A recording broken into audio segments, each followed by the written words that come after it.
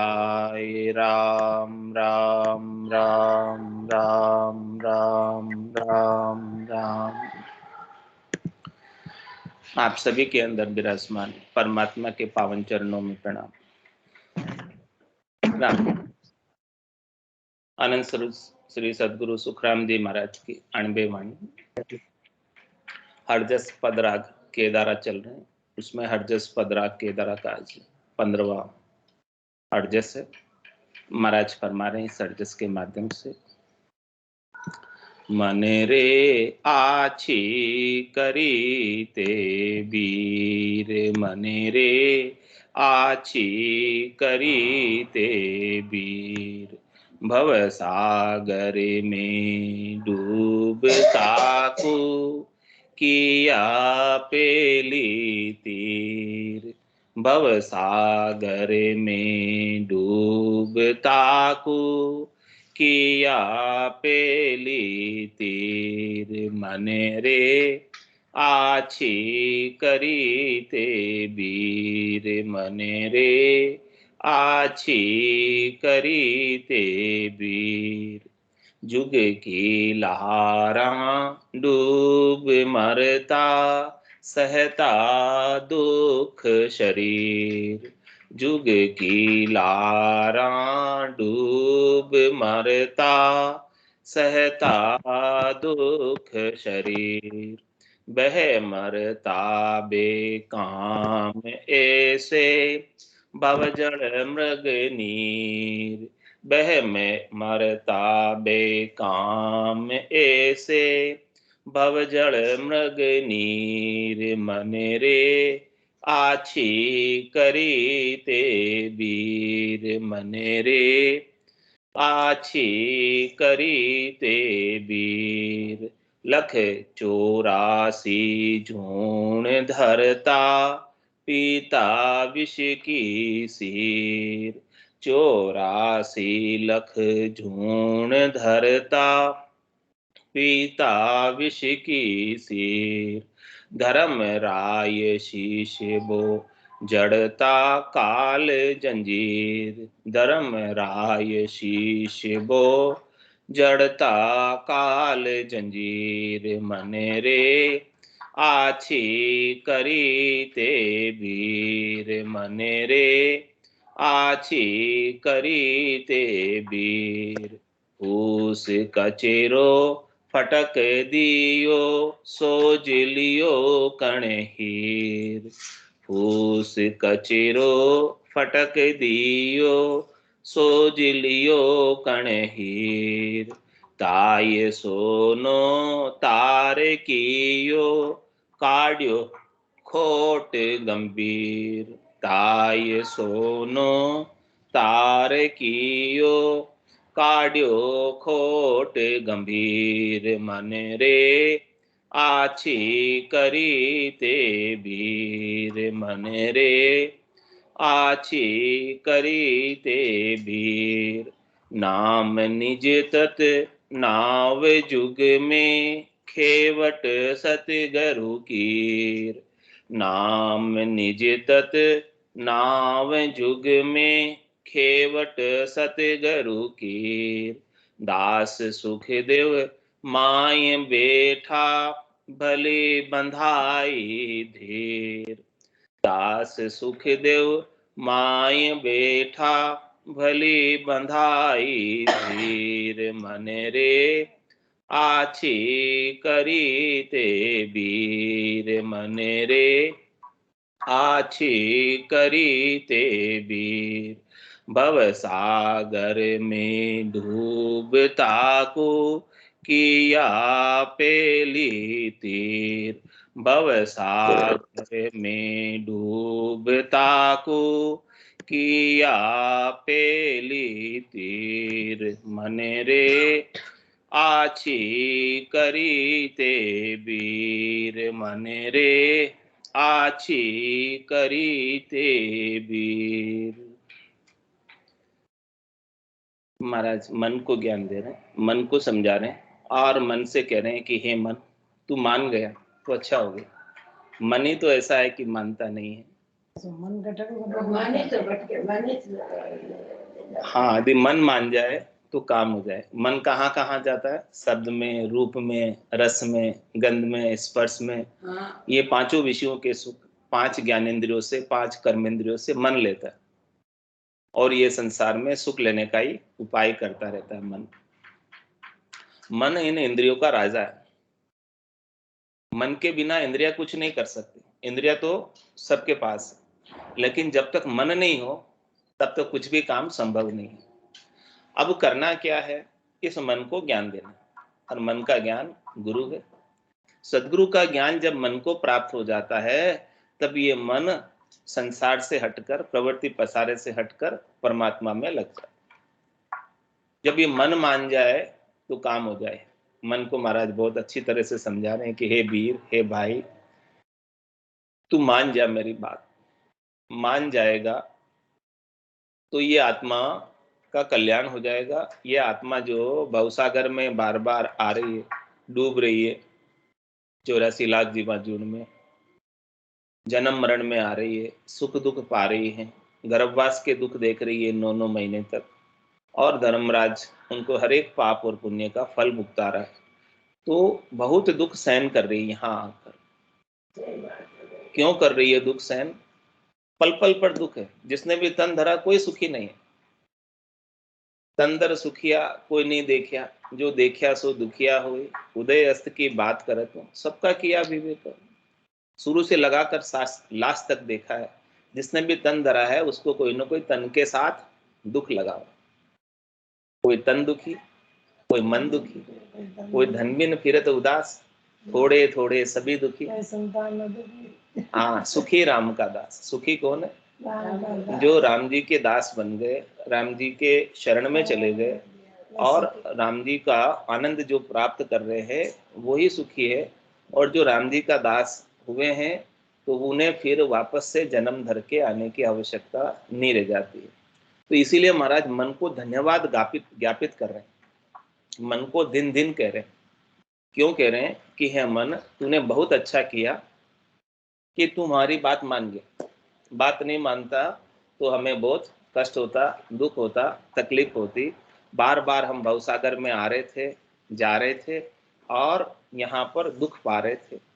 यदि तू नहीं मानता तो जुग की लारा डूब मरता, सहता दुख शरीर।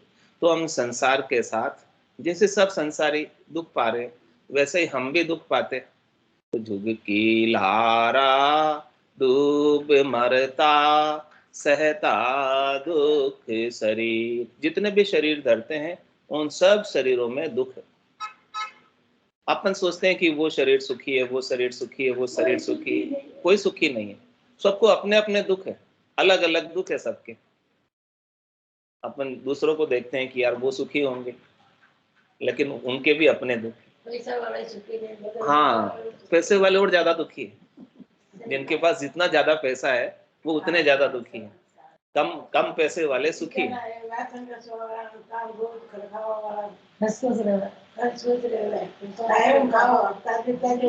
तो जितने भी कर्म है, जितने भी दुख है, सब शरीर के साथ। तो जब तक ये शरीर धरती रहेगी आत्मा, तब तक तो ये दुख से मुक्त नहीं हो सकती। तो ये दुख कब जाएंगे, कब मिटेंगे? तन दुख जादे न जावसी, जादे न धरे न दे, और निरंजन लग सुखराम के भुगते गो नरी। जब तक ये निरंजन नहीं हो जाएगा, निराकार नहीं हो जाएगा, वापस आकार में नहीं आएगा, वापस शरीर धर के नहीं आएगा, तब तक तो उसको दुख सहन करने ही करने। जिस दिन ये शरीर नहीं धरेगा, ये आत्मा परमात्मा में मिल जाएगी। जैसे बूंद सागर में मिल जाती है, तो फिर उसका बूंद का अपना वजूद, अस्तित्व मिट जाता है, और फिर वो सागर ही हो जाती है। ऐसे ही ये आत्मा परमात्मा का अंश है, और वापस परमात्मा में जाकर मिल जाए तो फिर ये परमात्मा रूप ही हो जाएगी, राम रूप ही हो जाएगी, और परमात्मा के संग ही केल करेगी, आनंद मनाएगी। वापस इसको शरीर धर के अलग होके, न्यारा होके इस संसार में आने की आवश्यकता नहीं रहेगी। तो इसके बिना तो जुग की लारा डूब मरता, सहता दुख शरीर। बह मरता बेकाम ऐसे भवजल मृग नीर। क्या कह रहे हैं? बेकाम। बेकाम मतलब जिसका कोई लेना देना नहीं, जिसका कोई औचित्य नहीं, जिसका कोई लाभ नहीं, जिसका अपने लिए कोई हित नहीं। सारा काम पराया कर रहे हैं अपन। अपना काम क्या किया है बताओ? आज दिन तक, जब से जन्मे हैं आज दिन तक अपना काम क्या किया ये बताओ? हाँ, अपना तो कुछ काम अभी तक किया नहीं है। जो कुछ भी काम किया है वो सब संसार का ही काम किया। तो क्या कहने, जुग की लारा अपने लगे हुए हैं ऐसे, और सारा संसार का ही काम कर रहे हैं। और संसार का काम करते करते करते करते अब भवजल मृग नीर, इस प्रकार से मृग होता है रेगिस्तान के अंदर। वो मृग क्या करता है? प्यासा होता है और वो दूर दृष्टि करता है, देखता है और देखकर कहता है कि मुझे तो वहां जल दिख रहा है। क्यों? और होता है वो रेत के अंदर प्रकाश का परावर्तन। तो प्रकाश के परावर्तन को देखकर वो समझता है कि ये जल है और पीने के लिए दौड़ लगाता है। वहां तक दौड़ता है, दौड़ता है, दौड़ता है, वहां जाकर देखता है कि ये तो जल तो नहीं है, ये तो केवल प्रकाश का परावर्तन। फिर आगे दृष्टि करता है तो आगे दिखता है उसको कि जल है। वो फिर आगे जाता है और वहां भी दौड़ लगाता है, और दौड़ लगाते लगाते शाम तक उसको जल कहीं नहीं मिलता, और वो जल के बिना ही, पानी के बिना ही अपने प्राणों को त्याग देता है। ऐसी स्थिति हमारी हो रही है। हमको शब्द रूप रस गंध स्पर्श संसार के सुखों में सुख दिख रहे, और जब इनको प्राप्त करने जाते हैं तो सुख तो क्षणिक मिलते हैं, थोड़ी देर के मिलते हैं, नाशवान मिलते हैं, और फिर उसके पश्चात दुख में बदल जाते हैं, खुट जाते हैं, समाप्त हो जाते हैं, रहते नहीं है, क्योंकि उनका वास्तव में वजूद नहीं है, अस्तित्व नहीं है। लेकिन वो सुख दिख रहे हैं, एक आंखों का भ्रम है। जिस प्रकार से मृग को जल का भ्रम होता है, इसी प्रकार से अपने को भी ये संसार के सुखों का भ्रम हो रहा है कि हम सुखी हो रहे, सुख मिल रहा है, और इन्हीं के उपायों में लगकर, इन्हीं सुख प्राप्ति करने में लगकर सारा समय इन्हीं में लगा। घर की गांगर गयो जमारो, उदम आपदा माए, मुंह से ठगे भरे का उदर, पशु संज्ञाया पाए।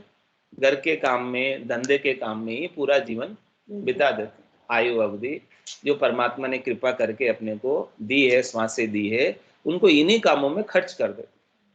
इसमें अपना कार्य, आत्मा के कल्याण का कुछ भी नहीं कर पाते।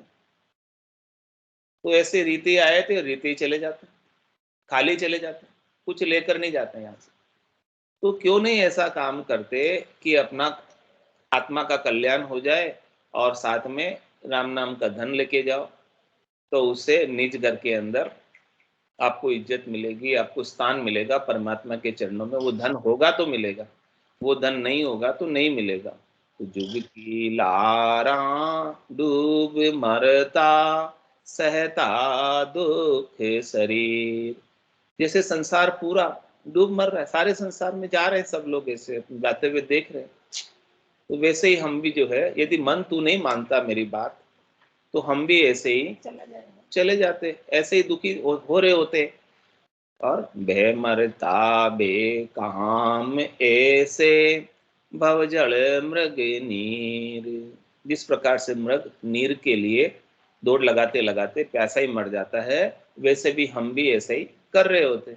यदि हे मन तू अभी नहीं समझता, नहीं मानता, नहीं इस ज्ञान को धारण करता, नहीं परमात्मा की भक्ति करता, नहीं राम जी के नाम का सुमरण करता, तो ऐसी ही स्थिति होती जो सारे संसारियों की होती, सारे जीवा जीवों की हो रही है, वही स्थिति हमारी भी होती। और क्या करते हम? 84 लख जून धरता पीता विष की सीर। इस संसार में 84 लाख प्रकार के जीव, जिसमें सब आ गए, पशु पक्षी आ गए, और जिसके अंदर देवता आ गए, जिसके अंदर मनुष्य आ गए, जिसमें राक्षस आ गए, सब सारे जीव सब सब आ गए इसमें 84 लाख प्रकार में। तो हम भी जो है, यदि मन तू नहीं मानता, तो 84 लाख जीवाजूड़ में अलग अलग शरीर धरते, और अलग अलग शरीर धर के और सब जगह विषयों का ही सेवन करते। जो शब्द रूप रस गंध स्पर्श के सुख सभी योनियों में एक जैसे, कोई अलग नहीं। जो सुख पशुओं को मिलता है वही मनुष्यों को मिलता है और वही देवताओं, सबको एक जैसे सुख मिलता है, सबके विषयों के भोग एक जैसे। यदि तू मन नहीं मानता तो हमें इतनी सारी योनियों में जाकर इतने सारे विषयों के सुख में ही लगे रहते, और ये विषयों के सुख सुख नहीं है, विष के समान। और इन विषयों का सेवन करते करते, इस विष का सेवन करते करते बार बार मृत्यु को प्राप्त हो जाते। और कभी रंजना तो आता नहीं, मन को कभी रंजना आता नहीं। मन हमेशा भूखा का भूखा रहता है, मन हमेशा प्यासा का प्यासा रहता है। कितने सुख इन्हें मिल भी जाए तो भी इसे तृप्ति नहीं होती, कभी तृप्ति नहीं होती। तृप्ति करने के लिए तो एक राम जी का नाम है, नाम से निज नाम है। वो नाम और निज नाम जब तक प्राप्त नहीं होगा तब तक ये आत्मा तृप्त होने वाली नहीं है। और ये सब कार्य सुखों की प्राप्ति का करते करते धर्म राय शीश बो जड़ता काले जंजीर। क्या करते? धर्मराय शीश के ऊपर काल की जंजीर जड़ते हमारे ऊपर। क्यों जड़ते काल की जंजीर? क्योंकि जो जो कर्म किए हैं सुख प्राप्ति के लिए, उन सब कर्मों का फल हमें भुगताते। क्योंकि धर्मराय की नियुक्ति ही कर्मों का फल भुगताने के लिए हुई है। ब्रह्मा रच्यो गड़न को विष्णु करण प्रतिपाल, शिव रच्यो संहार को इंद्र बरसन मेघमाल। और पाप पुण्य का न्याय को सिरजो है धर्मराज, और संत सिरजा सुखराम के जीव उदाहरण का। संतों का सृजन जीवों के उद्धार के लिए हुआ है, और धर्मराज का सृजन पाप और पुण्य जो कोई भी कर रहे हैं, कर्म जो कोई भी कर रहे हैं, उन कर्मों का फल भुगताने के लिए हुआ। तो हम यदि सुख का उपाय करते अनेक जन्मों तक, निश्चित रूप से करते, और क्या करते? नहीं होता, यही करते। तो सुख का उपाय करते करते अनेक हमसे कर्म बन जाते। कर्म दो प्रकार के होते हैं, पाप कर्म और एक पुण्य कर्म। दोनों दोनों प्रकार के कर्मों का फल हमें भोगना पड़ता, और धर्मराय उनको भुगाने के लिए नियुक्त है, एक भी कर्म को नहीं छोड़ता। कै सुखराम मिलिया धर्माई, किया कर्म नहीं जाएगा। यदि ये शरीर भी नहीं रहेगा, शरीर भी मिट्टी में मिल जाएगा, खाक हो जाएगा, राख हो जाएगा, फिर भी जो कर्म किए हैं वो कर्म छूटने वाले नहीं। वो कर्म वापस अगला शरीर धर के भोगने पड़ेंगे, जो कोई भी कर्म अपने से बन गए। और कर्म तो बनते ही हैं, रोज ही बनते हैं। तो यदि हमें ऐसा सदगुरु के ज्ञान का उपाय नहीं मिला होता, और सदगुरु के ज्ञान के उपाय को यदि हे मन तूने नहीं समझा होता, नहीं धारण किया होता, तो धर्म में राय शीश बो जड़ता काल जंजीर। धर्मराय जो है जंजीरें हमको, जंजीरों में जकड़ा रहता, बांधे रहता जंजीरों में। कैसे जकड़ा रहता, कैसे बांधे रहता? ये जीव विवश है, ये जीव जाना नहीं चाहता, लेकिन धर्मराय जंजीरों में पकड़ कर ले जाता है। कैसे ले जाता है? सिर में गुरज, गला में फांसी, जालिम है जमरानो, सायब राम कदे नहीं सिमरिया, यो सब लोग बिरानो। ये जीव जाना नहीं चाहता, लेकिन वो पकड़ के ले जाता। कैसे ले जाता? सिर में गुरज और गला में फांसी, गले में रस्सी डाल के ले जाता है, और सिर के अंदर मुदगर की गुरज की मार करते हुए ले जाता है। सिर में गुरज, गला में फांसी, और जालिम है जमराज। ये जमराज इतना जालिम है कि किसी को नहीं बगसता, किसी को नहीं छोड़ता, किसी ऊपर दया नहीं। क्योंकि हंस किया न छूटे रोया, किया कबाड़ा हाथा, घड़ी घड़ी दमदम का लेखा चित्रगुप्त का खाता। सबका है कि एक एक घड़ी का, एक एक दम का क्या क्या किसने किसने क्या किया, उस सब का लेखा जोखा है। तो वो किसी को नहीं छोड़ता, किसी को नहीं बगसता, किसी के ऊपर दया नहीं करता। अपन ने तो हंस हंस के सारे कर्म कर लिए, और अब रोवो उसके सामने तो भी रोने से भी वो नहीं। और क्या करता है? देवे यू मार जताए जताए, कियोड़ा कर्म क्यों भूलिया जाए। अब को तुम्हारा बताओ कौन सेण, कहे यू जम सुनावे बेन। क्या कहता है जमराज? देवे यू मार जताए जताए, सब प्रकार की मार जता जता कर, बता बता कर। जिस प्रकार से सीसीटीवी कैमरा होता है, उस कैमरे में जो कुछ भी लगा होता है, तो जो कुछ भी कर रहा हो वो सब रिकॉर्ड हो जाता है। हाँ, तो ये धर्मराय भी गुप्त रूप से चित्रगुप्त चित्र लेता रहता है, अपने घट के भीतर ही बैठा है, और एक एक घड़ी का, एक एक दम का, एक एक श्वास में क्या किया तुमने, उस सब का लेखा जोखा है, वो सब उसके लिखित जा रहा है, रिकॉर्ड हो रहा है। और फिर जब ये हिसाब किताब होता है, जब लेके जाता है, तो वापस वो रिप्ले करता है, रिप्ले का बटन दबा देता है। तो वो इस समय में तूने इस तारीख को, फला तारीख को, फला वार को, फला दिन, फला समय में तूने ये काम किया था, देख वापस दिखाता है चित्र वापस वहां पे। हाँ, तो देवे यू मार जताए जताए, बता के, ऐसे नहीं मारता, बता के, देवे यू मार जताए जताए, और केवड़ा कर्म क्यों भूला जाए, तूने जो कर्म किए हैं उसको क्यों भूल रहा है, देख ये वापस कर्म ऐसे। तो इस प्रकार से वापस भुगताता है। तो यदि हमने, हे मन तूने मेरा ये बात नहीं मानी होती, ज्ञान को धारण नहीं किया होता, और ज्ञान के अनुसार भजन नहीं किया होता, तो धर्म मेरा ये शीशे बहो जड़ता काल जंजीर, हमारे भी शीश के ऊपर पाप और पुण्य को भुगताने के लिए काल की जंजीर के अंदर हम भी बंधे होते, विवश होते। लेकिन हमारे ऊपर ऐसी संतों की, सदगुरु की, केवली भगवंतों की कृपा हो गई कि हमारा मन मान गया, और मन मान गया तो हम इसके एरिया से बाहर हो गए, काल के एरिया से, कर्मों के एरिया से बाहर हो गए। अब बाहर हो गए तो अब धर्मराज कुछ नहीं कर सकते। जब तक उसके एरिया में रहोगे तब तक तो उसका जुरिडिक्शन में उसकी बात माननी पड़ेगी। अब कोई उसके एरिया से बाहर हो जाए, कोई देश से बाहर हो जाए, कोई कोई कोई विदेशी चला जाए, तो फिर उसका तो कुछ होगा नहीं, उसका तो कुछ कोई कर सकते नहीं। तो जब कोई बाहर हो गया इस प्रकार से धर्मराज के एरिया से, धर्मराज के एरिया से बाहर हो गया, जैसे इस देश के अंदर है कोई, तो इस देश का कानून मानना पड़ेगा, और कोई इस देश से ही छूटकर बाहर चला गया तो उसके ऊपर इस देश का कानून लागू नहीं होगा, उसके ऊपर इस देश का कानून लागू नहीं होगा।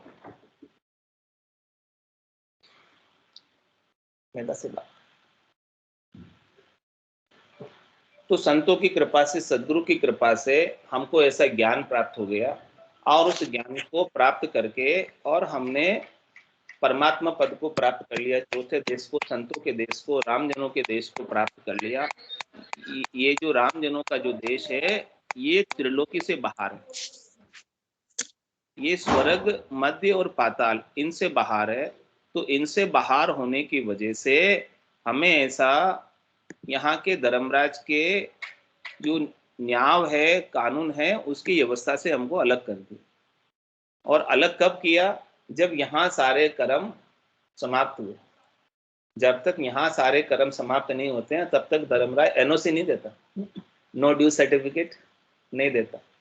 जब तक एनओसी नहीं मिले, नो ड्यू सर्टिफिकेट नहीं मिले, तब तक बाहर नहीं जा सकते, यहाँ से बाहर नहीं जा सकते। भाई आपका कोई बकाया है तो पहले चुकाओ, पहले चुकाओ फिर जाओ, वो परमिशन ही देता नहीं है बाहर जाने की।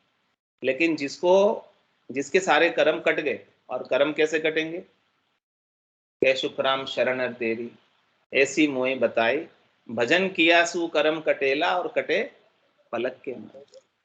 एक राम जी के नाम में, नाम से निज नाम में सामर्थ्य शक्ति है कि सारे कर्मों को काट पाने में समर्थ है। जो कर्म अपने अनंत जन्मों के हैं उन सबको भी काट देता है।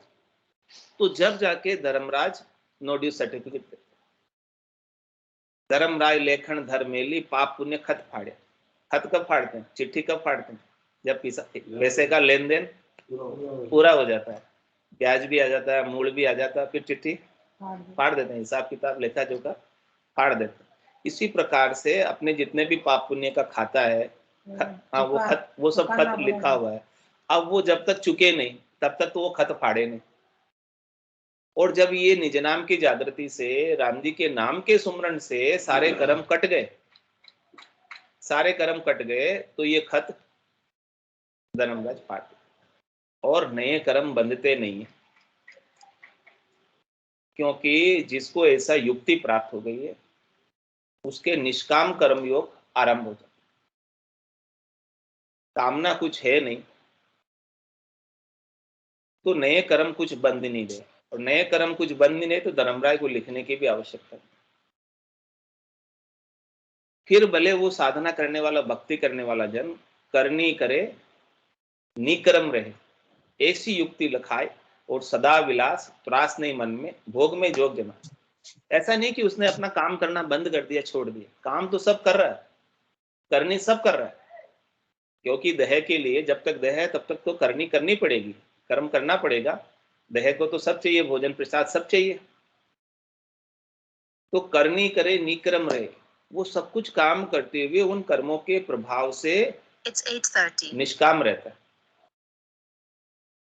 कैसे रहता है? राम जी के नाम के आधार से। नाम का ऐसा शरणा हो जाता है, नाम के शरणे से वो निष्काम होता है, उसके सुख और दुख के परिणाम से निष्प्रभावी होता है। न उसको सुख प्रभावित करता है और न दुख प्रभावित करता है। कामना कुछ है नहीं, चाहना कुछ है नहीं, इच्छा कुछ है नहीं, वासना कुछ है नहीं, तृष्णा कुछ है नहीं, मनोरथ कुछ है नहीं। तो इस प्रकार से सुख और दुख से निष्काम हो गया। तो फिर करनी करे निकरम रहे, ऐसी युक्ति लखा। ऐसी युक्ति बताई किन्होंने? सदगुरु ने बताई कि आप कुछ भी काम करो, उस काम के प्रभाव से निष्प्रभावी हो जाए, न दुखी हो न सुखी हो, क्योंकि कर्मण्यवादी कारस्य मां फलेषु कदाचन।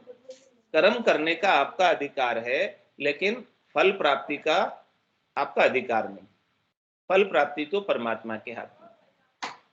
जो भी कर्म करोगे उसका शुभ अशुभ जो भी फल है वो सब परमात्मा अपने हिसाब से देते हैं। तो क्यों अपन चाहना लेकर कर्म करते हैं? क्यों इच्छा लेकर कर्म करते हैं कि ऐसा होना ही चाहिए? यदि ऐसा होना ही चाहिए, ऐसी इच्छा लेकर कर्म करेंगे, तो यदि वो नहीं हुआ तो क्या होगा? दुख होगा। तो ऐसी युक्ति संतों ने बताई ज्ञान के माध्यम से कि करनी करे निकरम रहे, ऐसी युक्ति लखाए, सदा विलास त्रास नहीं मन में, भोग में जोग जमाए। तो ऐसी स्थिति जब तक प्राप्त नहीं हो जावे, जब तक कर्म नहीं कटे सारे, तब तक चौथे लोक में नहीं जा सकते। और नहीं जा सकते तो धर्म में राय शिवो जड़ता काल जंजीर। ये काल जो है धर्मराज हमारे शीश के ऊपर आराम से पड़ा, तो काल जो है जंजीर में बांधे रखता और हमको भुगतना पड़ता। जो जो भी कर्म है सबको भुगताता। लेकिन मन रे आछी करी ते वीर, हे भाई, हे मन मेरा, तू मान गया, तूने बहुत अच्छा किया, तूने संतों के ज्ञान को धारण कर लिया और भजन कर लिया, अभी तो ऐसी स्थिति नहीं बनी। फूस कचरो फटक दियो, सोज लियो कणे हीर। जितना भी फूस था, कचरा था, तूने फटक दिया, छोड़ दिया। ये संसार असार है, ये संसार से सुख लेने की इच्छा को तूने छोड़ दिया। ये फूस है, कचरा है, इससे कुछ आने जाने नहीं, कुछ प्राप्त होने वाला नहीं। तो फूस कचरो फटक दियो, सोज लियो कणे हीर। कण ही ले लिया तूने, सार चीज ले ली। हंस की चोंच में ताकत होती है कि वो दूध पी लेता है और पानी छोड़ देता है। तो जैसे ही संतों का ज्ञान, सदगुरु का ज्ञान प्राप्त हुआ और इस ज्ञान से इस आत्मा के ऊपर हंस वृत्ति आ गई कि उसे क्या करना है क्या नहीं करना, उसके समझ आ गई। किसमें तो सार है, किसमें असार है, वो चीज समझ में आ गई। तो सार असार का निर्णय जब समझ में आ जाता है, तब फिर असार को छोड़ देता है और सार को प्राप्त कर लेता है। तो फूस कचरो फटक दियो, सोज लियो कण हीर। ये राम जी का नाम ही कण है, ये राम जी का नाम ही हीरा है। इसे प्राप्त कर लिया तो सब कुछ प्राप्त हो गया। ये प्राप्त नहीं हुआ तो कुछ भी प्राप्त नहीं हुआ। ये ज्ञान ऐसा है कि जिसे प्राप्त कर लेने के बाद कुछ भी प्राप्त कर लेना शेष नहीं रह जाता, बाकी नहीं रह जाता। तो फूस कचरो फटक दियो, सोज लियो कण हीर। ताय सोनो तार कियो, काड्यो खोटे गंभीर। सोने के अंदर खोट होता है तब आभूषण बनता है, बिना उसके अंदर 9 में भी कितना होता है? 9% तो होता ही खोट, 8% तो सुखी नहीं होता। तो जब सोने के अंदर खोट होता है तब सोने को क्या किया जाता है? उसके अंदर चौकी डालते हैं, तो वो अंदर से खोट अलग निकल जाती है और फिर इसी प्रकार से ये आत्मा शुद्ध है, लेकिन इसके अंदर खोट है किसका? इसने शरीर का संग किया हुआ है, संसार का संग किया हुआ है, प्रकृति का संग किया हुआ है, और इनसे सुख लेने की इच्छा, यही खोट है। ये आत्मा तो शुद्ध चेतन है, परमात्मा का अंश है, इसमें कोई दोहराई वाली बात नहीं। लेकिन वैभव नाम का गुण होने की वजह से, सुख लेने की इच्छा होने की वजह से इसमें खोट आ गया। अब इस खोट को निकालना है। खोट को कैसे निकालो? ये राम नाम रूपी सोगी डालो, ब्रह्म की अग्नि में, भजन में ये ताव तपाओ इसको, और ये सोगी उसमें डलेगी, तब जाके इसका खोट निकलेगा, तब वापस शुद्ध होगा। आभूषण है वो, अभी उसका जैसे अपना शरीर है तो शरीर के आभूषण है, इसमें खोट है। अब इसको ताया तपाया और बढ़िया वापस शुद्ध बना दिया। हाँ हाँ, तो इन सब खोटों को निकाल के इसको शुद्ध कर दिया वापस। अब ये शुद्ध हो गया तो वापस सोना सोना ही हो गया, वापस ये आत्मा परमात्मा का अंश थी, परमात्मा में मिल गई। तो ऐसा ही किया, इसको राम नाम के वजन से इसको ता तपा कर बिल्कुल शुद्ध कर दिया, 16वां सोना कर दिया, बिल्कुल सोना आना पक्का, तभी ये परमात्मा में मिल पाया। जब तक खोट रहता है तब तक मिल नहीं पाता। तो ताये सोनो तारे कियो काड्यो खोट गंभीर, बहुत गंभीर खोट निकल गया इसमें से। सुख लेने की इच्छा ही गंभीर खोट है, वो खोट निकल गया तो ये आत्मा वापस परमात्मा में मिलने के लायक हो गई, नहीं तो लायक नहीं थी। मन रे आछी करी ते वीर, बहुत अच्छा किया है भाई मन, तू मान गया इसलिए काम हो गया, नहीं मानता तो नहीं काम होता। किस बात में माना? नाव निज तत नाव जुग में खेवट सतगरु की। क्या पाया तूने? नाम निज तत्, ये नाम जो है राम जी का वही निज तत्व है, ये खास चीज है, यही सार चीज है। इस सार चीज को तूने पा लिया, और नाव जुग में ये जो तत्व है ये नाव है इस भवसागर से तिरने के लिए।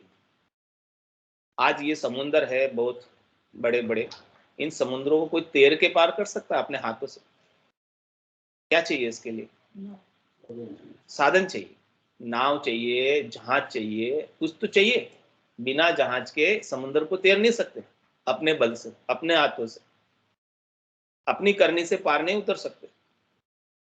तो पार उतरने के लिए सदगुरु ने ऐसा निजनाम रूपी जहाज दे दिया हमें, और उस निजनाम रूपी जहाज में अपने को बैठा दिया। अब फिर क्या काम आपको? आपको वो जहाज आपको लेके जाएगा, बैठ जाओ आप तो उसमें। तो नाव निज तत नाव जुग में और खेवट सतगुरु की, उसको खेने वाले कौन है? सदगुरु। सदगुरु चला रहे उस जहाज को, आपको तो बैठना है। सदगुरु ने सारी 4 लेन बना दी, रोड बना दी, इतना ज्ञान निकाल लिया, और आपको तो केवल धारण करना है, इतना ही काम है, ज्यादा काम नहीं है आपके लिए। मुश्किल काम तो सदगुरु के लिए था कि उन्होंने खोज करके इतनी सारी चीज बनाई। अब आपको तो फॉलो करना है, उसको धारण करना है, और धारण करके उसमें बैठ जाना है। अब बैठ जाओगे तो उसमें इस ज्ञान का अनुसरण करोगे, इस ज्ञान पे चलोगे तो निश्चित रूप से मंजिल तो आएगी। तो नाम निज तत नाम जुग में खेवट सतगुरु कीर, दास सुखदेव माय बैठा भली बंदाई धीर। क्या कह रहे? मैं भी बैठ गया इसमें, और हम हमारे सदगुरु ने हमको बहुत बड़ी धीर बंधाई कि तू धीरज रख। देख तू बैठ गया ना, अब नाम में, नाव में बैठ गया, जहाज में बैठ गया, अब जहाज निश्चित रूप से लेकर जाएगा, तू चिंता मत कर। जा दिन मेहर भई सदगुरु की सता उदय गठ होई, ता दिन तिथि लिखी केवल की तामे कसर न कोई। जागियो नाम तंथर हरियो जतद केवल पासी, लाखा गुना खून पड़ जावे कोई मिनखा दे तो आसी। जात जात आनंद कर जासी आगे पीछे सोई, मिनखा दे बिन और दहेरे यूं हंस दरे नहीं कोई। सदगुरु की जिस दिन मेहर हो जाए, कृपा हो जाए, दया हो जाए, और निज नाम जागृत हो जाए, ऐसा जिहाद मिल जाए, अमर विमान मिल जाए, तो ये आत्मा अमर विमान में बैठकर जाएगी। उनको जम के दूत लेने नहीं आएंगे। नहीं तो अमर विमान नहीं मिला, जिहाज नहीं मिला इस भवसागर से तिरने का, तो फिर तो जम के दूत आएंगे। जमका दूध पकड़ ले जासी, वाको मुंडो काड़ो रे, हारो रे कोई हारो रे, संसार कर्म सुहारो, घर का पर का उबा देखे, नहीं किसी को सहारो, हारो रे कोई हारो रे, संसार कर्म सुहारो रे, काल कंठ जब आए गहे गो, रहसी सकल पसारो रे, हारो रे कोई हारो रे, संसार कर्म सुहारो। क्या करना फिर? सदगुरु जी रो ज्ञान हृदय धर राखो, रसना राम उचारो रे, हारो रे कोई हारो रे, संसार कर्म सुहारो। इस प्रकार से कोई राम जी के नाम का सुमरन सतत रूप से रसना से करता रहता है और हृदय से सच्ची प्रीत लगाकर रहता है, तो वो निश्चित रूप से परमात्मा के पद को प्राप्त करता है। तो मन रे आछी करी ते वीर, भव सागर में डूबता को किया पेली तीर। भव सागर में डूब रहा था, पेली पार पहुंचा दिया, चौथे लोक में पहुंचा दिया, संतों के देश में, रामजनों के देश में पहुंचा दिया। बहुत अच्छा किया मन, तू मान गया। बोलो राम सदगुरु देव जी महाराज ने धन्य हो। परम दयाल सतगुरु सुखराम जी महाराज ने धन्य हो। आनंद श्री सदगुरु सुखराम जी महाराज के ज्ञान सस्वरूप भगवान ने धन्य हो। केवली भगवंता ने धन्य हो। जीवा तारण जहाज ने धन्य हो। मोक्ष के मालिका ने धन्य हो। अनंत कोटि संता ने धन्य हो। राम सभा में राम राम सा, राम राम सा, सभा में राम राम, राम राम सा, राम राम सा, सब संताने सत्संगिया ने राम राम राम राम राम राम राम राम। नानी का चालू हुआ है बस। नाम केवल सदगुरु प्रणाम, परम गति वैराग्यम, परम भागम संतोषम, परम धर्म कुलज्ञानांत जे निरंतरम, सो योगी नमो नमस्ते सस्वरूप केवल पद खंडाय नमस्ते नमस्कारम से गते ब्रह्मानंदम परम शुद्धम केवलम ज्ञानमूर्तिम दंडातीतं गगन सदृशं तत्प्रसादे लक्ष्यम् एकम नित्यम अचलम सर्व साक्षी भूतम भावातीतम निर्गुण्डै सद्गुरुतम नमः। चैतन्यम शास्त्रम व्योमातीतम निर्जनम नाद्बिन्दुकलातीतम तस्मै गुणमे मंगलम गुरु शब्द रूप नाम प्रकाश मंगलम शब्दार्थ शब्दाधार शब्द निवास परम दयाल सतगुरु दयाल की अमृतमय वाणी काना द्वारा पान करो। राम सदगुरु देव जी महाराज की अमृतमय वाणी मुखार बंद द्वारा पान करो। राम सदगुरु देव जी महाराज सतनाम निज नाम सूरत दृष्टि देव दृष्टि अनुभव करो, श्रवण करो, मनन शरणो सतगुरु दयाल को मक हृदय हरिनाम नित पद संगत साधु के आजीवन मोक्ष सुख। सब धरती कागद करूं सब बन कलम कटाए, सात समुद्र शाही करूं सतगुरु गुण लिखा। हे सतगुरु अंतर जामी कट कट के जाने बारंबार नमस्कार। हे राम जी महाराज बारंबार नमस्कार। हे राम हे राम हे राम हे राम, रक्षा करो रक्षा करो रक्षा करो।